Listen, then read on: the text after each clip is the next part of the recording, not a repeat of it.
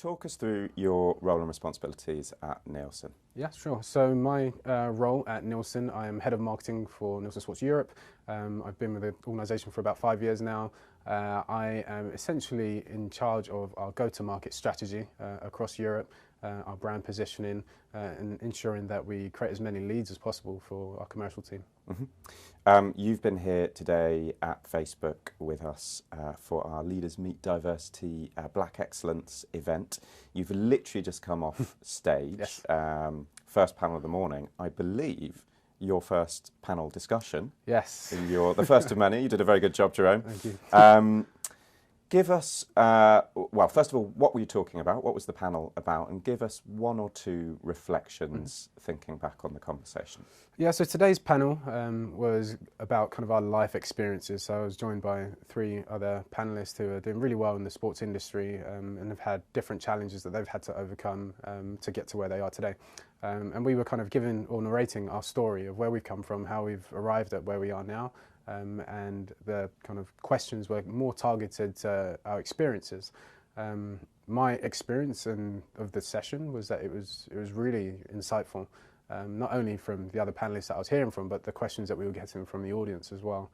I think, generally speaking, one of the highlights now to kind of point out is what do we do with all this information? You know, there's a lot of challenges that we face as a black community, let's say, and how we open the door for other talent to come into the sports industry, but also not marginalise people because they are different. And I think that's something that really stood out today. It might seem like a basic question, but I think it's important to, to get some flesh on the bones of why it is important. But in your view, why is diversity and inclusion so important? I think it's critical. We all live on a planet, and this is more of a society than business question that I'd look at it as. In order for us all to succeed, we all have to live in a way where we treat our neighbour as we want to treat ourselves. It's like kind of the golden rule. So if that's the case, then let's give everyone the same opportunity to succeed, whether it be their skin, their colour, their gender, whatever it could be. And I think it's important that if we want to see a successful workforce that's thriving with ideas and different concepts, you need to be involving people from different communities, different groups, and that's the best way to kind of get a complete package. That's how I look at it. You've been at Nielsen for 5 years now, or Nielsen and its previous iterations. How would you assess the diversity and inclusion situation in your workplace? So Nielsen, I'd say actually very good. So our CEO is diversity, well, he's the Chief Diversity Officer, so that definitely helps make change.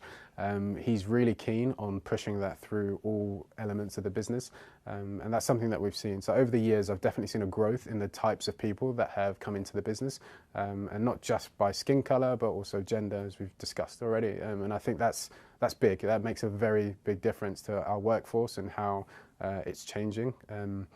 What we probably will see going closer to 2020 and beyond is a change at board level. And I think that's something that will be more reflective in the years to come. The sports business is growing in that aspect as well, and it's starting to change. But previously it was kind of middle-aged, just white men, but we've come a long way since then. At Nielsen for 5 years, in the sports industry in general for 5 years as well, and kind of going to industry events, meeting new people, forging relationships all across different facets of the industry. When you look around at the industry, how, if at all, have you seen attitudes to diversity and inclusion changing? So this is where I plug leaders now, right? Yeah. Yes, please. Thank you, Jerome. So over the last few years, I was actually having a conversation with one of the industry peers not too long ago just about this. When I first attended a leaders conference, it was literally just 90% male and white, and I stood out like a sore thumb. The leaders conference just gone. I was so surprised. I looked around and I saw a female, I saw a black person, I saw an Asian, and I was like, wow, the sports industry is changing, but that doesn't happen overnight. and I can see the change that leaders has tried to make in terms of widening the network that of people they're reaching out to, and making sure that people are being exposed to these types of events, that are interested in the sports industry. And I think that that's a step in the right direction. It's definitely something that it's good to see. It's very encouraging.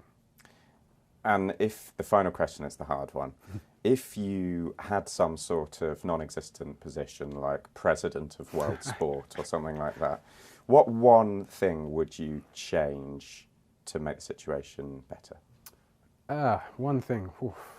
I mean, there could be several, but I'll try and distill it to one. Let's think. So I would say probably been heard before, but we need more diversity at board level. It goes without saying that if you have a bunch of the same looking types of people from the same backgrounds, they're always going to produce the same results. So you have to try and mix the board level and have the decision makers from different environments that have experienced different things, different challenges, if you want them to truly understand what diversity and inclusion is. Jerome Quartey, thank you very much indeed.